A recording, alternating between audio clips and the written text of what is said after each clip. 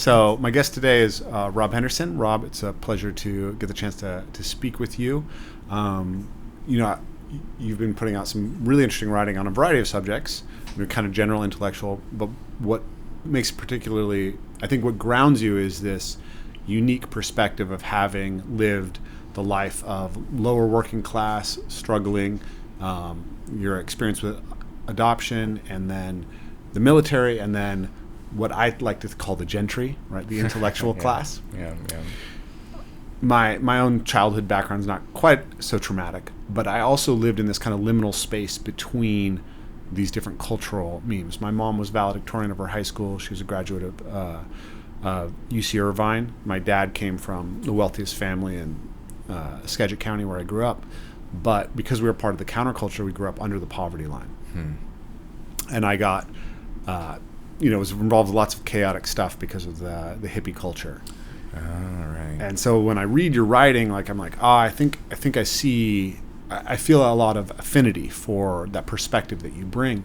And I think it's really necessary right now because I think in many of the, what you call luxury beliefs, they arise because the gentry class is so separated from the experience of working class Americans. So I'd love to hear you just talk first a little bit about your background and then how those different experiences helped you form your perspective and what it's like to go from, Red Bluff to the military to was it Harvard? Yale. Yale.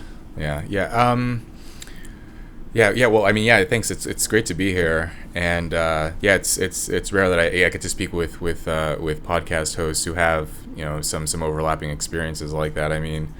I call Red Bluff my hometown, but that's just because I lived there the longest. Like you mentioned, so I just received a PhD from Cambridge last year. I was at Yale for undergrad, but I sort of took this winding indirect path to higher education, and then towards sort of writing and doing the sort of work that I'm doing now.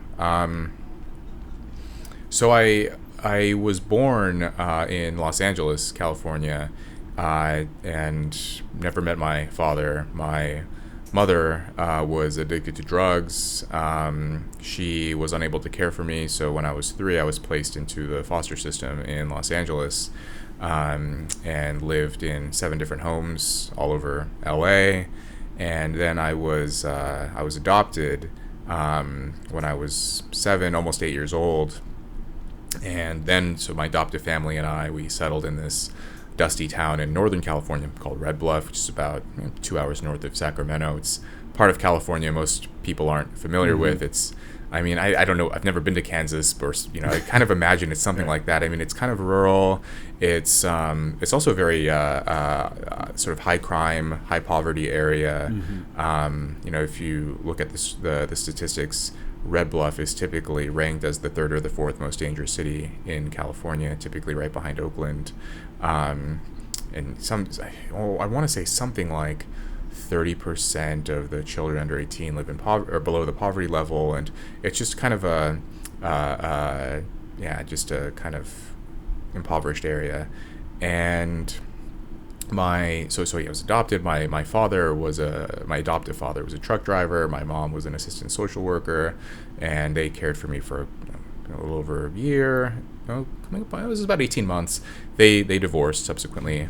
My adoptive father, he's angry at my adoptive mother for leaving him. He subsequently stopped speaking with me, and so my adoptive mother was basically a single mom raising me and my adoptive sister, who was her birth daughter, and we moved to this kind of gloomy duplex behind this gas station in Red Bluff. And after sort of never knowing my father, and then sort of being taken from my mother, and then no longer having contact with my adoptive father, these were just extremely difficult experiences for me.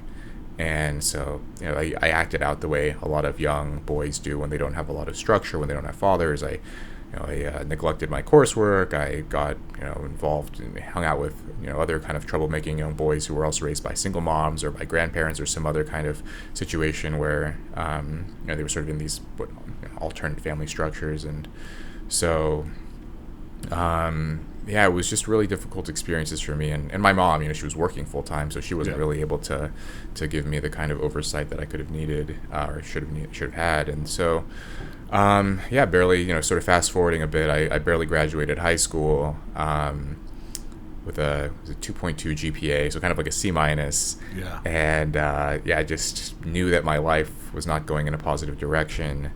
And so, right after I graduated, I just enlisted on kind of an impulsive decision. It wasn't really well thought out, but, I knew that was a quick way to just get out of there, sort of hit the reset button and go to a different area, different people, different everything. And so that sort of redirected my trajectory.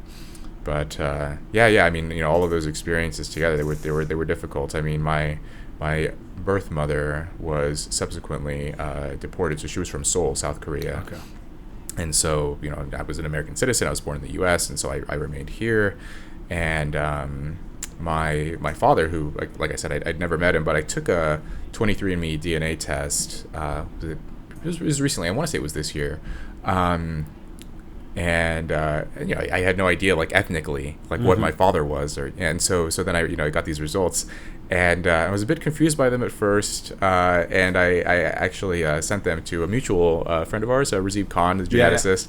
He helped me kind of parse it out, and he was like, "Oh, your dad," and he was tongue in cheek, was like, "Your dad was Latinx or Latinx or whatever." He's like, "Your dad." That is what Razib would say. Yeah. Well, because it was a little bit confusing because it was like 26% Spain, 4 point something percent like indigenous North American, and that's basically the genetic makeup of like a typical person from Mexico. Yeah. And so he's like, and you're from LA, so your dad was almost certainly Hispanic, probably from Mexico. And so I that day I went to bed white adjacent Asian, and then I woke up an underrepresented minority as a Latinx male. Very good. So, that's good. And so that's the sort of long story short. And then from the military, went to Yale on the GI Bill, and then Cambridge on scholarship, and I started writing and sharing my experiences along the way. You wrote a piece recently about young male syndrome, which was quite interesting to me. Maybe we can dive into the reasons why, but I kind of want to dive into it on a biographical scale. So I believe in that you mentioned that you grew up with two moms for a while, right? After your step or your adoptive parents separated, your adoptive mom ended up in a relationship with another woman. Yeah. So you went from that experience, and then you were exposed to, say, the masculinity of dead-end working class kids.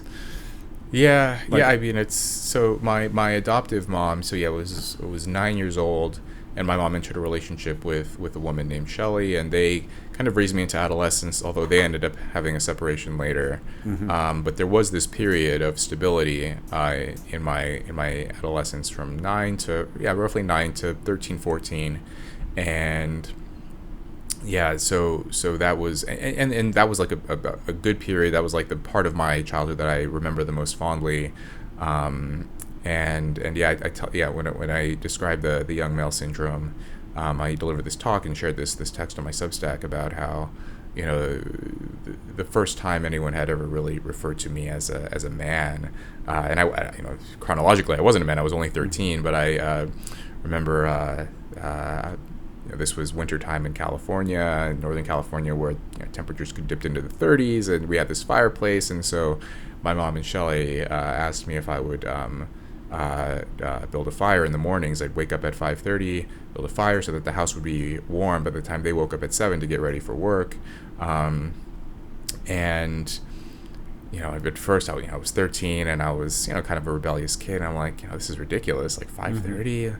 And then Shelley and my mom, they sat me down and they said, look, like we work all day to pay the bills, we take care of you and your sister, and just make sure that you guys are sort of fed and taken care of. This is the least you can do as the man of the house, is to get up and make sure the house is warm for the family. And So it was kind of like an interesting reframe for me, because of course for me I felt like it was just this this burden placed on me, like you have to wake up early. That's all I really thought about it. Like, oh, now I'm being forced to wake up early. And then once they explained to me the benefit of the action and the contribution that I was making, that was helpful for me. I mean, I still wasn't exactly thrilled about it, but at least I understood it.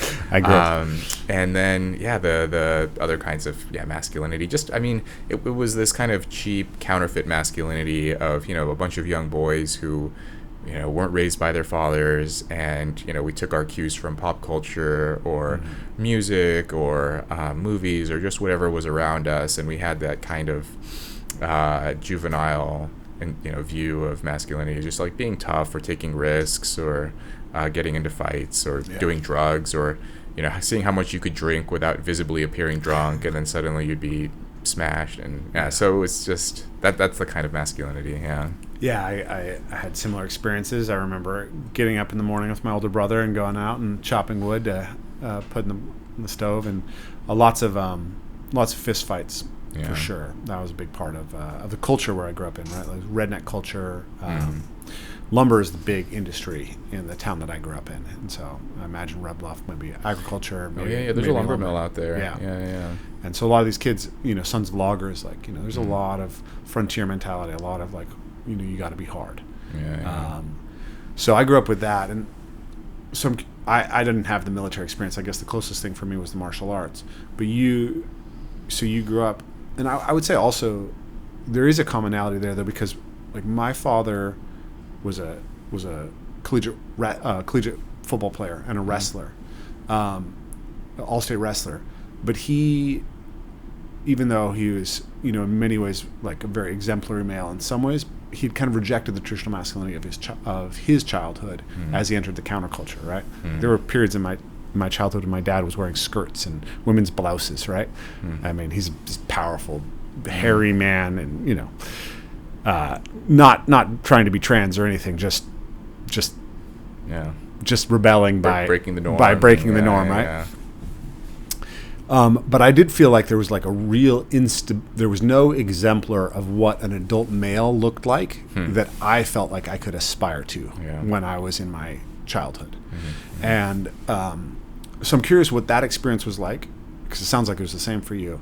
And I also had the experience that I think you shared, which was that the people you could rely on in your life were women who were adults. Right.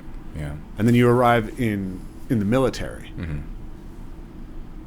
What was that experience of like expectations around you as a young man coming out of the culture that you grew up in and then entering the military? It's funny. Like I think I absorbed, like I didn't really know what to expect when I entered the military.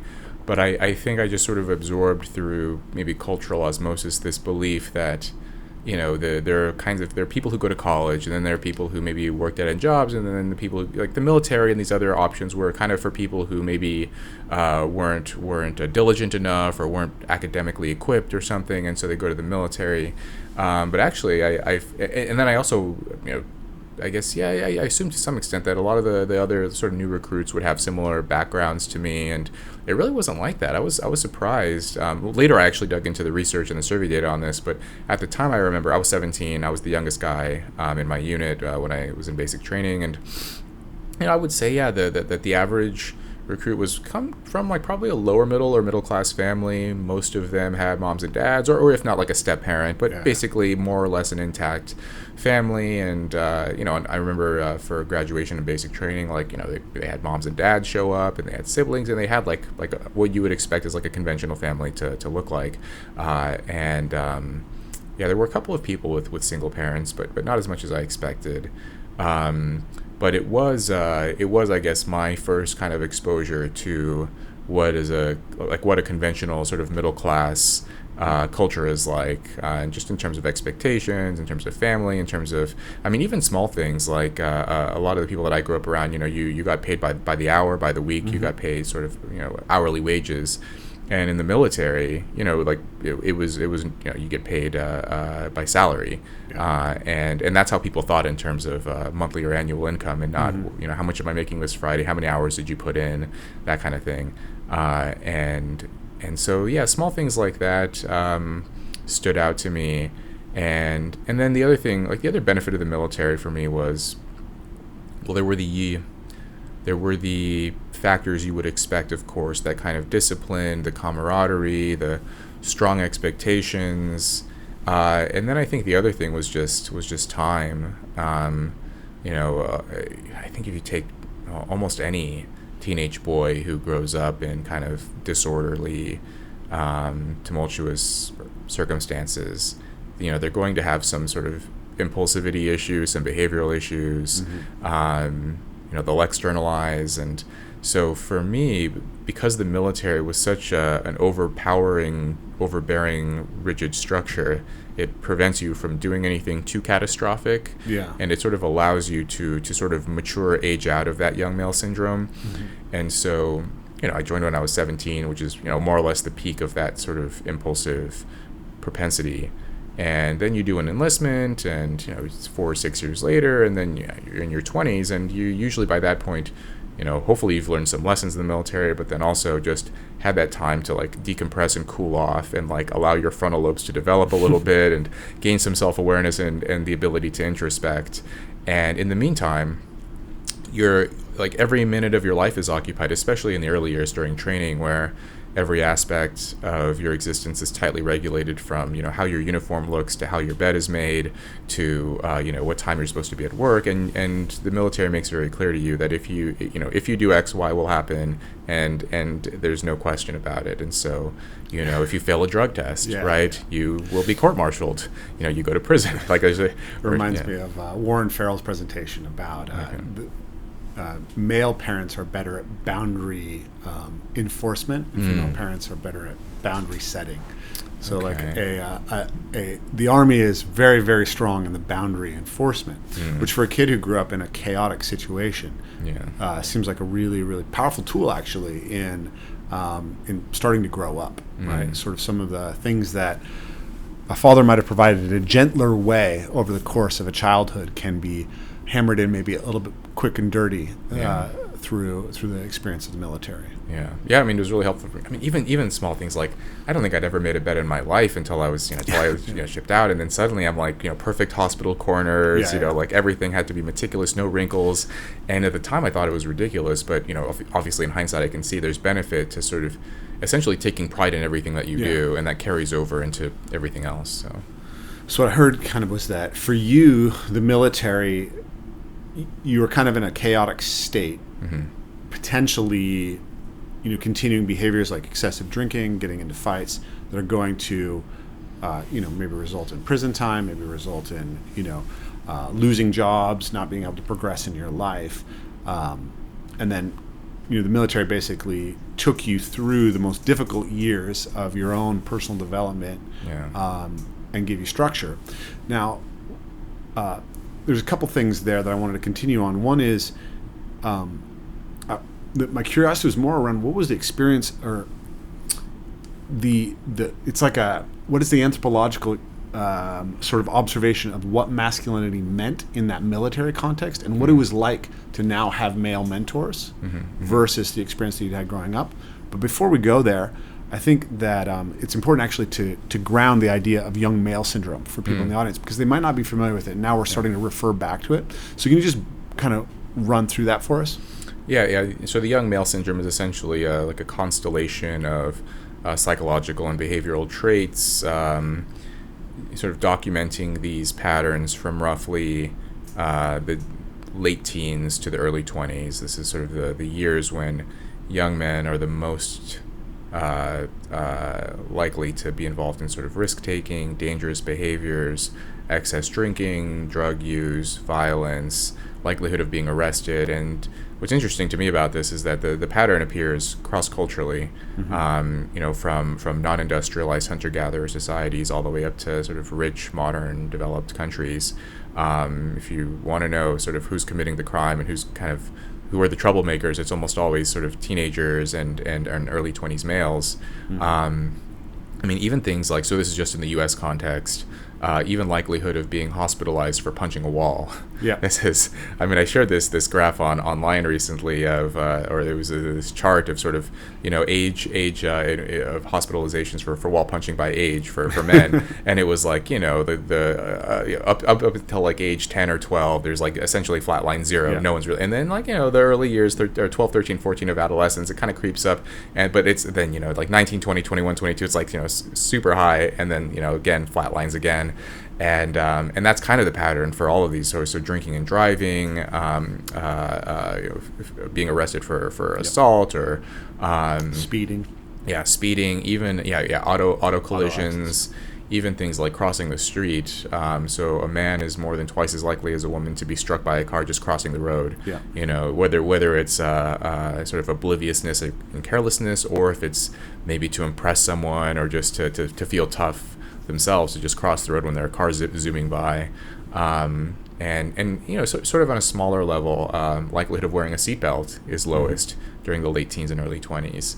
So you can see all those as, in some sense, an expression of risk tolerance, right? Like if you are more risk tolerant, jaywalking, you're going to jaywalk when cars are closer to you, right?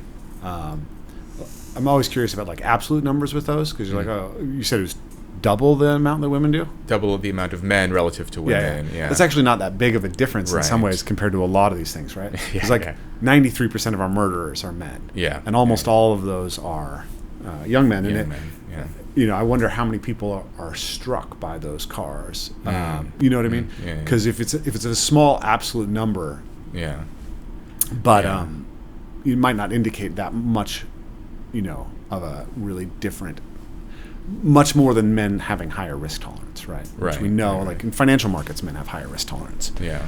I mean, so sort of across the board, these differences seem to be pronounced to likelihood of arrest, likelihood of, I mean, there are a couple of, I don't recall the specific crimes where women are almost as likely to be arrested. I don't know if it was, these are sort of more like shoplifting, where women are just as likely. I think there are even a couple where women are slightly more, but they're like nonviolent crimes, right? Where they're sort of thrill-seeking, sort of no physical risk, no danger involved.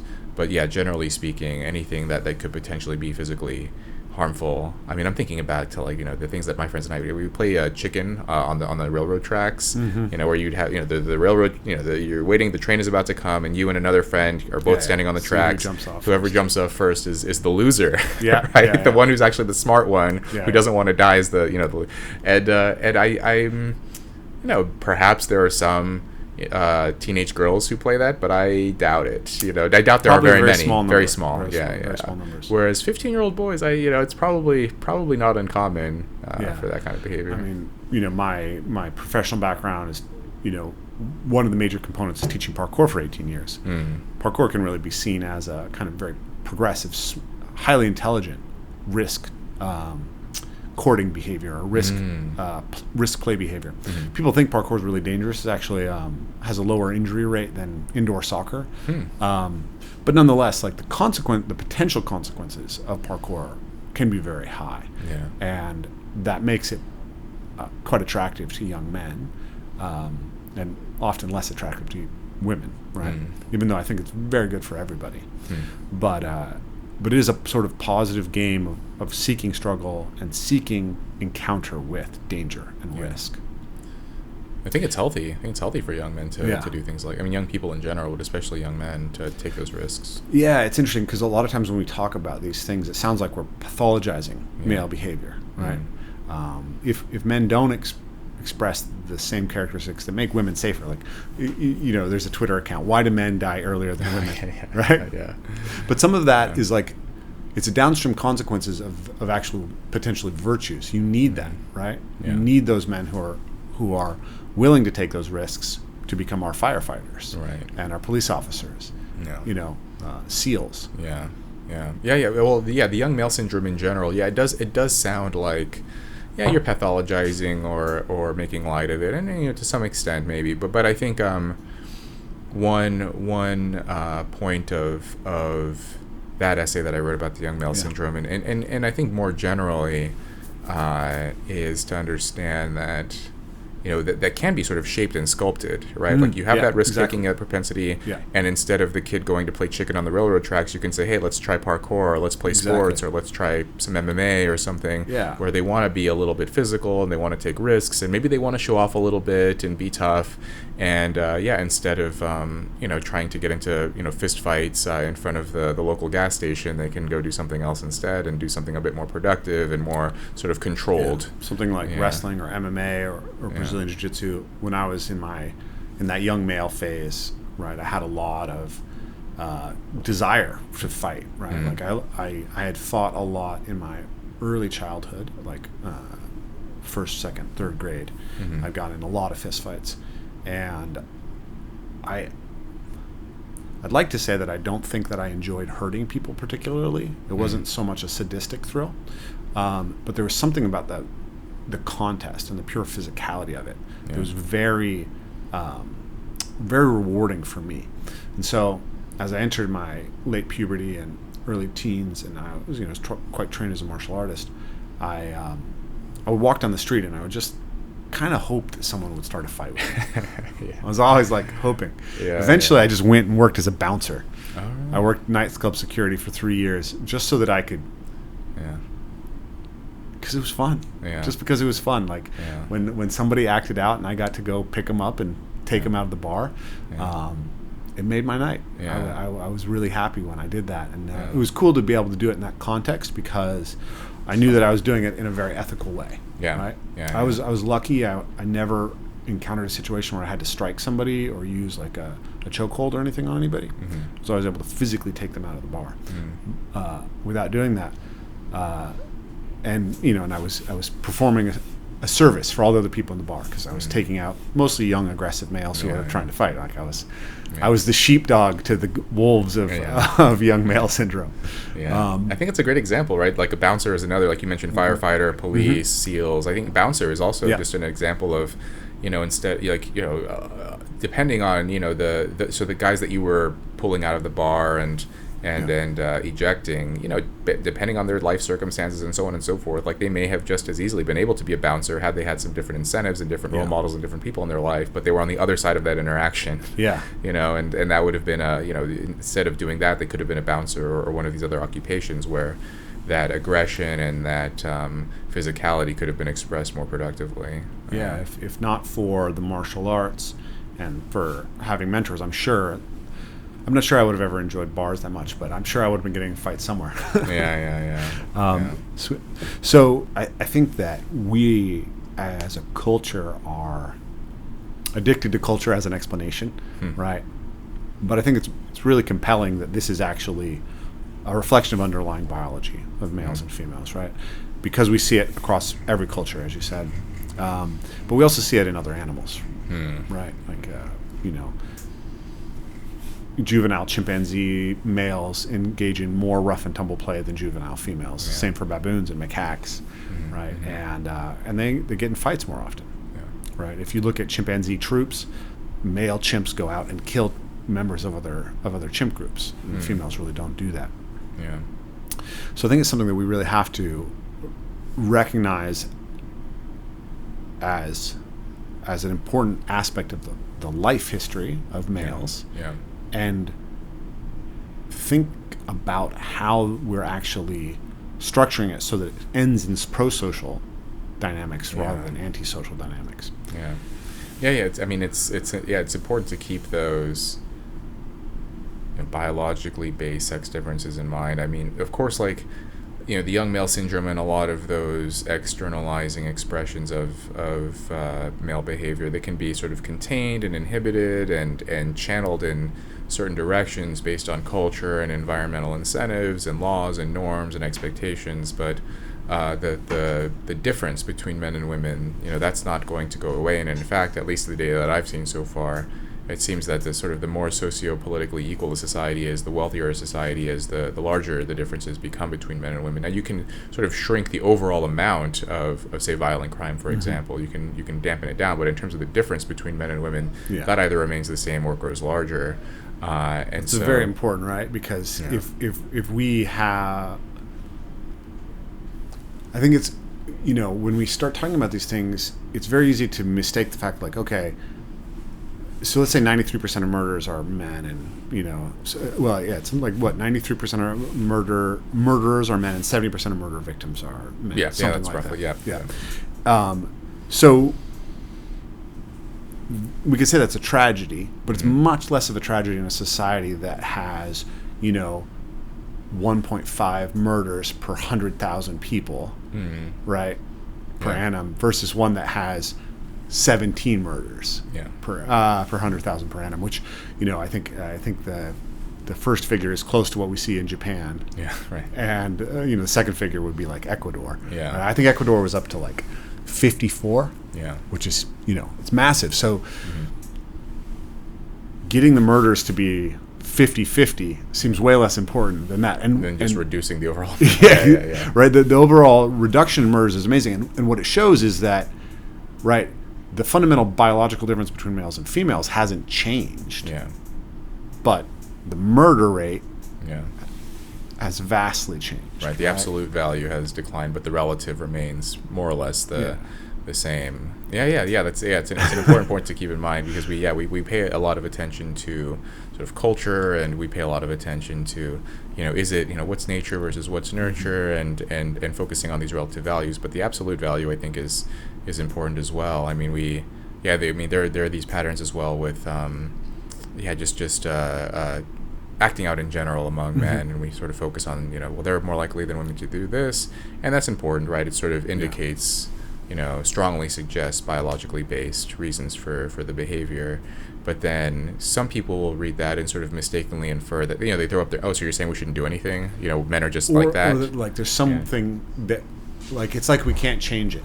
Yeah. But even if the relative difference stays the same, if the absolute number changes dramatically, then obviously we have the capacity to impact how those things express. Right. Yeah, you're not going to extinguish sex differences, but you can sort of dampen the male propensity for violence, and to some extent the female propensity too, right? When you have laws, when you have police and so on. So Generally, I think that something that suppresses violence will tend to kind of suppress violence across the board. Yeah. Right. Yeah. Or at least that we could posit that. Now, here's what I'm curious about. When I moved to Seattle, I had grown up in a community where fistfights were really common, and I would talk about all the fistfights I got into. And when I started to develop a new social peer group in Seattle, everyone would look at me like I was an alien, right? And I started asking like all my male peers in Seattle, like, "Hey, have you ever been in a fistfight?" Like they hadn't, and that was super weird for me. And it felt to me like there was a kind of passive-aggressive approach to interaction that was like, I kind of wish all these guys had gotten bopped in the nose at least once. So I'm curious how, I think you had a similar experience that you've written about when you arrived at Yale, right? What was it like to enter an environment where the male or just the propensity to violence, the reality of violence, was something that was so removed from the experience of many people's lives? Yeah. It's funny. I speak a lot about this with a friend of mine who was a former Marine, and we sort of compare notes on this, because he also went to Yale, and we sort of just the way that aggression is expressed among sort of upper class people, and how it's it's just sort of indirect. It's not even overtly, the verbal aggression isn't even overtly verbal. It's sort of indirect. It's snide. It's undercutting. It's a lot of sort of backbiting. In many ways, honestly, it's very feminine. The way that sort of in the psychological research, sort of how aggression is expressed. Men, it tends to be more overt, more physical, or just sort of directly verbal aggression. Whereas with women, they tend to express, and girls, they tend to express aggression more verbally, or through gossip, or innuendo, or backbiting, or reputation destruction. And generally, it seems to be this way among men and women, among the upper middle class. So just sort of, they'll say something, or they'll be very kind to you to your face, but then behind your back they'll start spreading toxic rumors, or calling into question some of your your capabilities, or imply that you're lying about something. Yeah, it's very interesting. Or like sort of silent judgments about maybe the way that you're dressed or the way that you speak, or all of the sort of the class coded stuff gets involved there too. Yeah, an example just came to mind, and I just lost it. But yeah, I mean that's generally what I noticed is very very sort of subtle. Like even words like interesting. Oh, that's an interesting coat to wear to this. And sometimes interesting can be a compliment, but it's almost the way that it's delivered and in the context, whether interesting is good or bad. So these sort of the ambiguity around it, and it's intentional. I think a lot of it. And so yeah. But being overtly physical is hugely frowned upon. I mean, if you're at a cocktail party or something, or any kind of gathering among among the, what do you call them, the gentry. And if you were even to just like lightly shove someone, that would be like that's all anyone would talk about, like that event. They're just so removed from any kind of physical violence, any kind of physical threat, and yeah, I think that also has sort of influenced the ways that they think about crime, the ways that they think about violence, and words are violence, but in their world words are violence, because to them it really does hurt them. So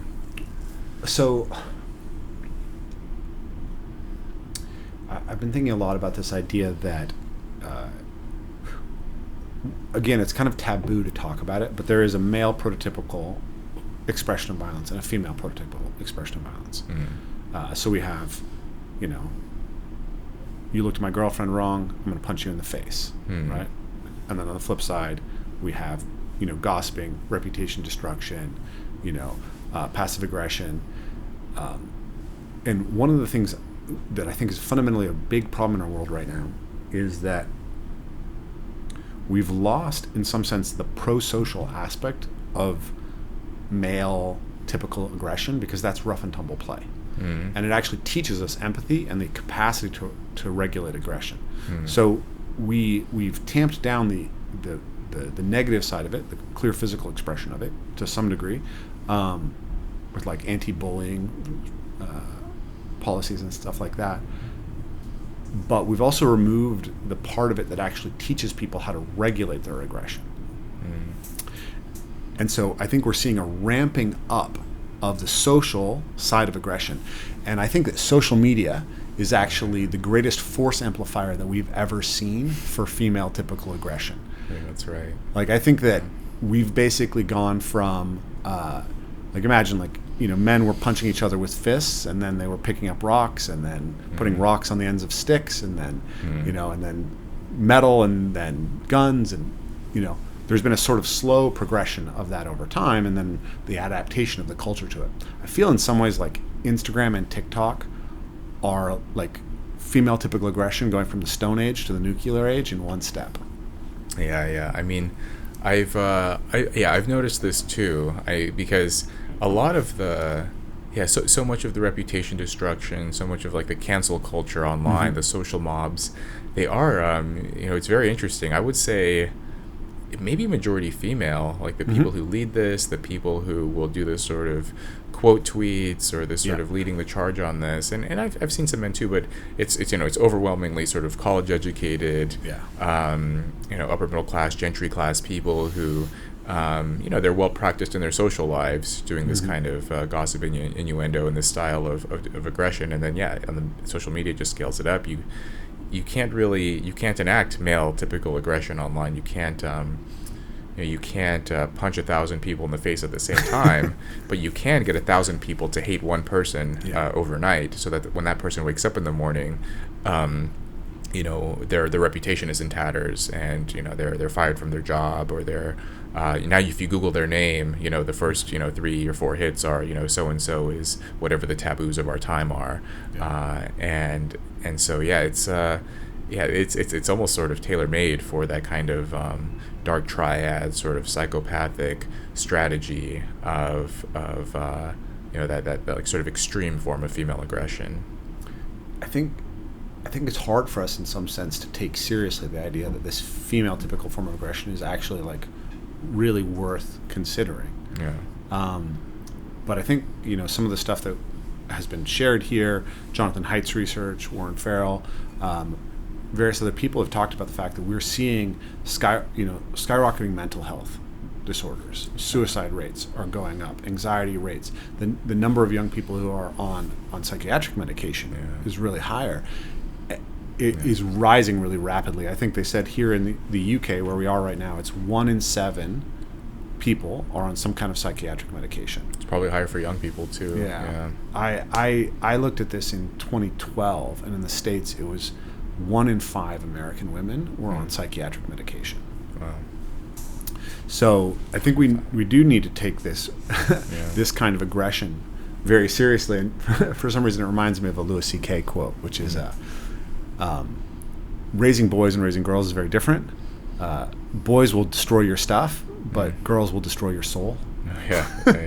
Which is a funny way of synthesizing this, but that's kind of what's happening to people who become the targets of cancel culture, online. Is it's an attempt, and often a very successful attempt, to destroy someone's sense of self. Yeah. I don't know if this was a Louis C.K. quote. I thought you were going. I don't know if this is his, but it was something like, men will kill you, women will get you to kill yourself.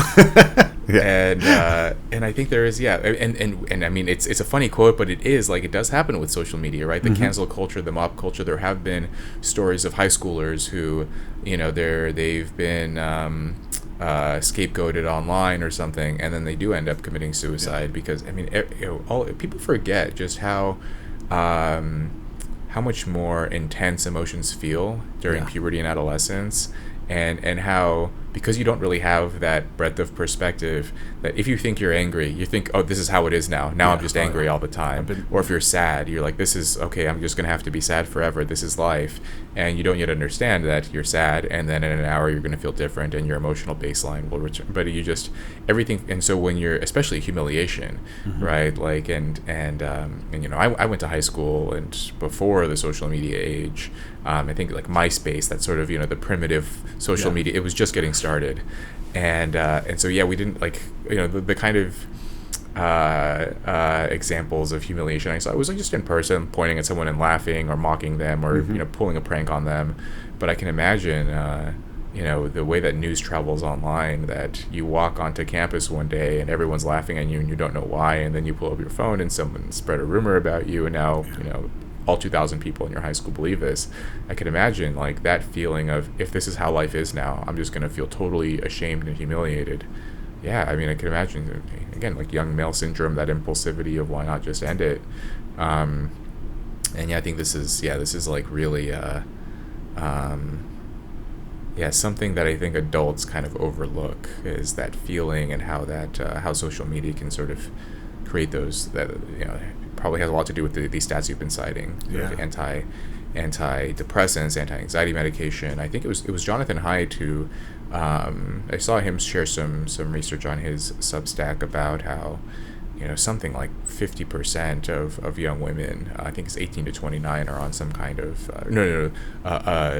they have been diagnosed with a mental health condition. Something like 50%. Is it 50% of young women, or is it specifically liberal? It might have been liberal, but I think even 18 to 29-year-old, well, the thing is, like, most 18 to 29-year-old women in general identify as liberal now. But I think it is, I think it's smaller for moderate and conservative. But I think across the board it was still like if you just sort of collapse all data together, it was something like 50%. So maybe 40. The difference in mental health reports between conservative, moderate, liberal, and far liberal, like people report themselves to be extremely liberal, are pretty striking and kind of concerning. So one of the questions that I've been working on is this fundamental idea that, as we've, in many ways rightly kind of worked towards greater equality in our culture, greater liberty for people to express variations of, masculinity, variations of femininity, we've actually lost the capacity to describe a central aspect of what the masculine and the feminine is, and then give people a pro-social aspirational model for it. So one of the questions I asked Warren Farrell when I interviewed him earlier this week is a question that John Vervaeke asked me, which is, how is saying a good man not synonymous with just saying a good person? And then we could reciprocally say, how is saying a good woman not synonymous with a good person?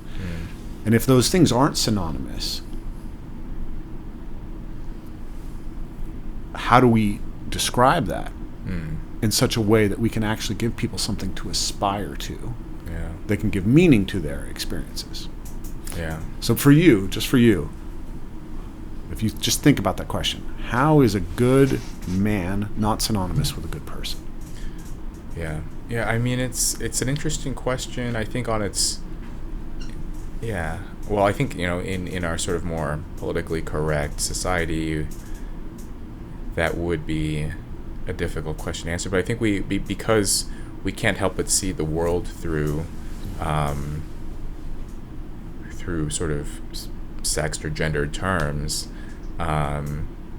inevitably we're going to think in that way of what is the good person is. I think that's something that anyone could do, regardless man or woman. A good person who's kind or generous or loyal.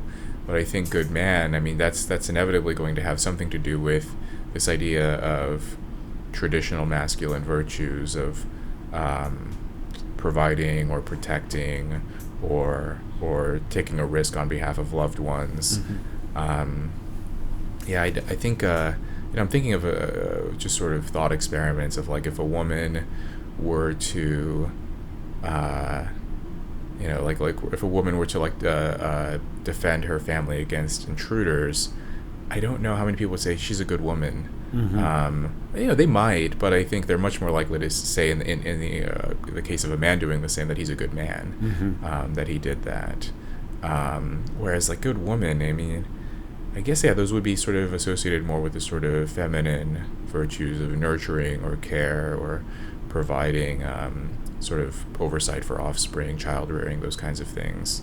I think like most cultures, right, like sort of non-weird, weird, meaning Western, non-educated, industrialized, rich democratic, that most sort of more traditional, small scale, especially non-industrialized societies, like that, I don't even know if they would have the concept of a good person, honestly, like because their view of the world is so, like labor is so segregated by sex. Men do the hunting and the gathering or the fishing, and the women do the child rearing or the medicine making or something else. And so it's just everything is so split that I think like it's difficult for us, right? That sex predates humanity even, and so it's not as if you woke up one day and decided to sort of articulate the way that you see humans or the world. I mean, you inherited this biology of splitting mammals into males and females, and then all alongside animalia, right?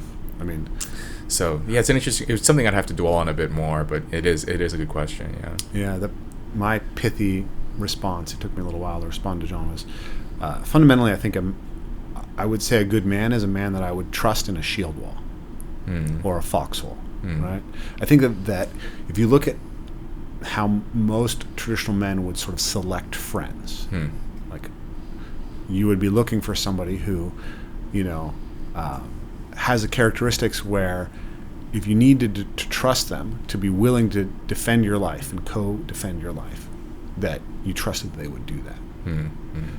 I think a lot of like traditional male insults are actually fundamentally about that.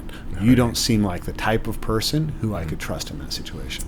And a lot of times male teasing is about trying to push somebody to the point of them showing what they have. And I thought this was interesting because I remember really clearly as a young man getting in fights and having a deep sense as soon as the fight was over that I liked the other guy much better than I liked him before the fight. I was irritated with him. I hated him. I didn't like him. I just like had all this negative energy, and then I wanted to fight him. And once we fought and he like didn't run away, didn't cower, like if he threw fists back, whoever won, it was like, okay, like if we need to fight some other guys together, I know you're gonna be down, right? And then I would say the reciprocal for that, and I think, I could get canceled for both of these, is I think a good woman is fundamentally someone that you would trust with an infant. Oh, right. Yeah. Because I think if you go, if you go back all the way to the beginning of sex, right? Mm-hmm. You know what you talk about this in the young male syndrome. I think you said that if you took one man's year's supply of sperm, you could circle the earth. Twice, yeah. So if you laid a man's sperm cells throughout lifetime production of sperm, lifetime. Yeah, end to end, it would circle the earth twice. And then for women, if you laid their egg cells, their sex cells, end to end, it would circle a ping pong ball once. Yeah. So we have, a fundamental asymmetry in sexual reproduction that drives the development of sex characteristics. Mm-hmm. And so in general, males are the more competitive, right? Mm-hmm. Unless you have like sex reverse species like seahorses, but this is a very, very small percentage of what's out there. But human beings are relatively unique. And I think, like Jordan Peterson will often say that that men and women are mostly the same. Mm-hmm. And I always think that's kind of a funny thing to say, because I'm like, what do you mean by that, right? Yeah. Like, what's the comparison set? Are you saying like human males and females are more similar than like walrus males and females? Oh, interesting. Right? Yeah. But I actually think that there are certain ways in which human males and females are uniquely sexually dimorphic, because like walrus males and females, they actually do the same job. They're just different sizes doing the same job. They do this, they hunt the same way. They hunt the same things. Falcons hunt the same things, wolves and lions. But human males and females have a system where in most traditional cultures, males are big game hunters and females gather and do some small game hunting. To have like an apex predator cohabitating with a mesopredator and omnivore is a really, like, obviously human males are omnivores because they eat the product of females' labor in those cultures as well, but essentially they're acting in the ecology predominantly as apex predators. That's quite unique. So the human male is essentially, as you laid out in that article, right? The shoulders are broader, 60% more upper body mass, harder hands, harder skull. Part of that's intra-species violence, but also it's adaptation to hunting. Right?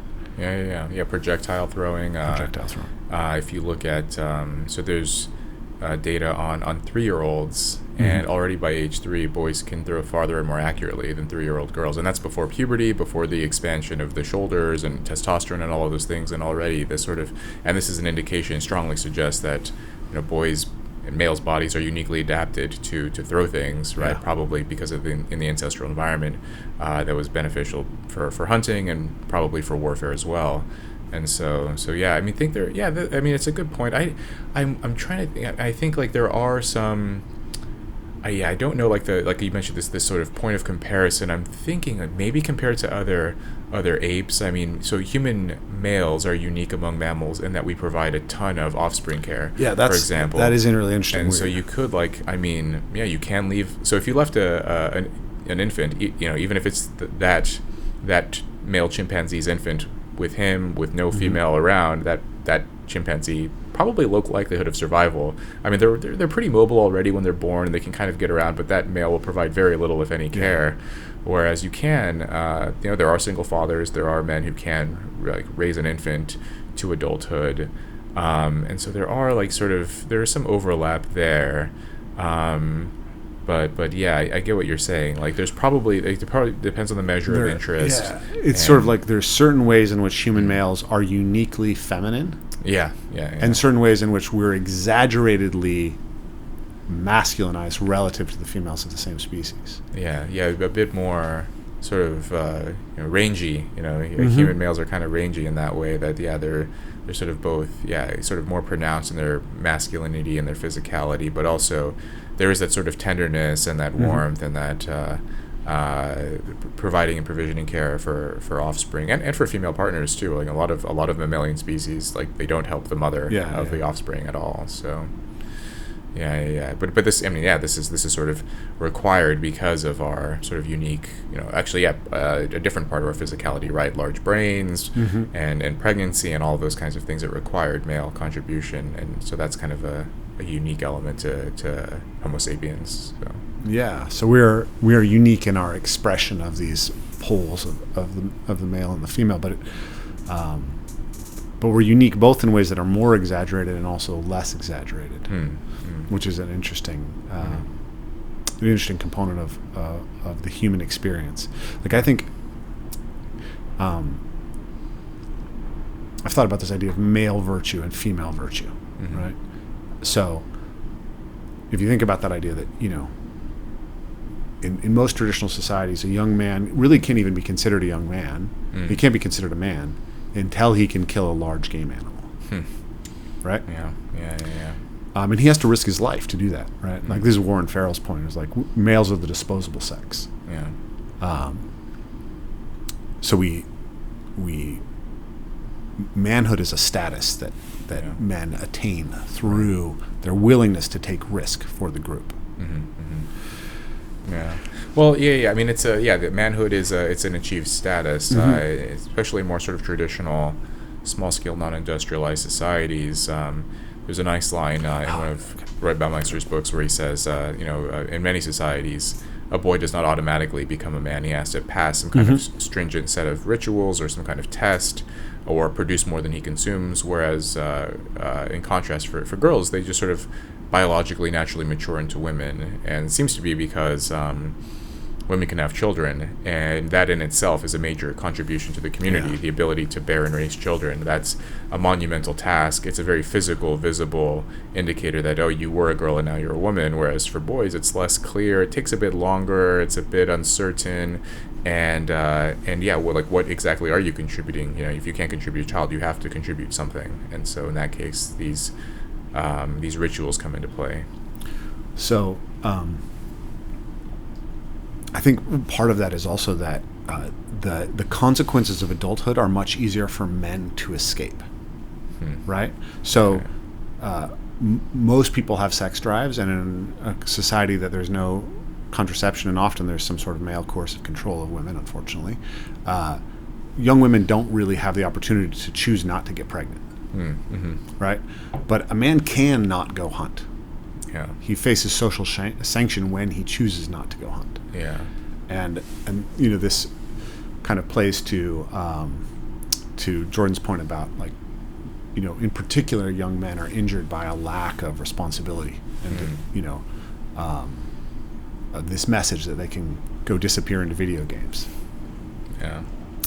So I've been given the warning that we only have 3 minutes left. Okay. So we're kind of in the middle of a very interesting topic. So maybe you and I can pick up the conversation another time, because I feel like we just barely have gotten started. It's really fun to talk with you about this stuff. Yeah.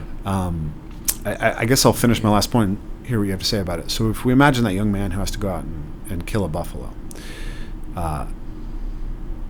that will earn him the status of manhood.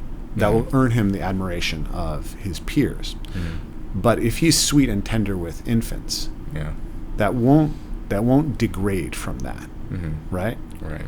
It can in certain situations where coalitional violence is very important. But in general, we can see that what we might consider feminine virtue is actually very valuable in men and necessary. Yeah. In the same sense, like you said, if a woman saves her child, saves somebody from a fire, right? Yeah. We might not say she's a good woman, but we will say she's a hero. Yeah.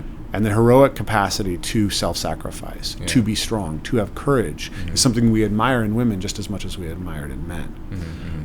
But the cultures that men as a group create and women as a group create prioritize these different virtues somewhat differently. Yeah. And also it plays out a lot in the reproductive game. How do men judge women that they would like to reproduce with versus how women judge men that they would like to reproduce with? So that's kind of my final thought. I'd love to hear you. I mean, something occurred to me when you gave the fire example of, if a woman were to, like, if there was someone trapped and the woman declined to enter, I versus a man, I suspect that she would receive sort of less condemnation, right? It's almost expected as a man that you would risk your life in that context, especially if it's a loved one, where there is this sort of burden of being courageous, of being brave, of sort of being willing to risk yourself. it doesn't quite exist in the same way for women, which I guess is, it sort of goes back to your point, being good man versus, So I think that's really interesting, because if it's her child, absolutely she will be judged. If it's someone else's child, she won't face the same judgment as a man, I don't think. Right. I think it has to do with the disposability of men and the assumption of women as the default parent. Because if you look at a woman, her capacity to self-sacrifice is seen as more impactful on her children than a man's self-sacrifice. Oh, so do you think that if it was the man's child versus if it was the woman's child, the man would be judged less than the woman? No. Oh, okay, I think that it's equal. But if it's somebody else's child, the woman does not have as much burden to go outside of herself for pro-social courage as the man does. And I think part of that is actually because we consider women more critical to their own children.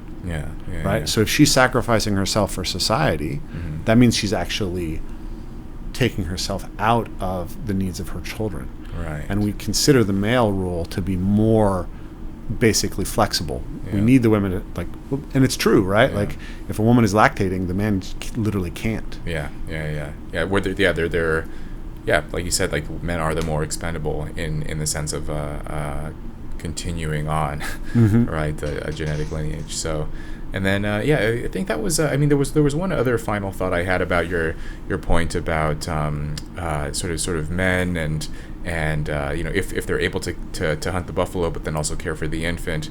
I think that if they're able to do both, generally it would be lauded. But if a man can only care for an infant and not hunt the buffalo, then they will be judged very harshly for that. And I think, maybe this goes to your earlier point about, like, sort of living up to a certain image of masculinity or manliness, and being able to trust someone. It's great if a man can care for an infant, but it doesn't necessarily indicate that you could trust him in a potentially physically violent altercation. And I think even women, to some extent, they like a man who can be nurturing, but only if the man is also capable of violence and protection and those kinds of things. If the man can only be nurturing to an infant, I think even women would find that sort of less interesting or less appealing. Certainly as a romantic partner. Right? Absolutely. So our selection criteria that we express in revealed preferences, both in friendship, like the literature on cross-sex friendships, how do women judge men? They don't judge them the same as they would judge potential female friends. They judge them much more like they would judge a potential male partner. And so men get a certain selection from other men, which is reflected in the way that women, right? And vice versa. So it's more important for male friendships to demonstrate this capacity, or males to demonstrate this, to receive the friendship of other males, than it is for women to receive the friendship of other women. That was well put. It's a good the differences in terms of the way that people pick their friends, and there's a lot of interesting directions we could go from there. There's so much we could say, but we're getting kicked out of the studio. We can table it for another time, but this has been great. This is awesome. Thank you very much, Rob. Thank you.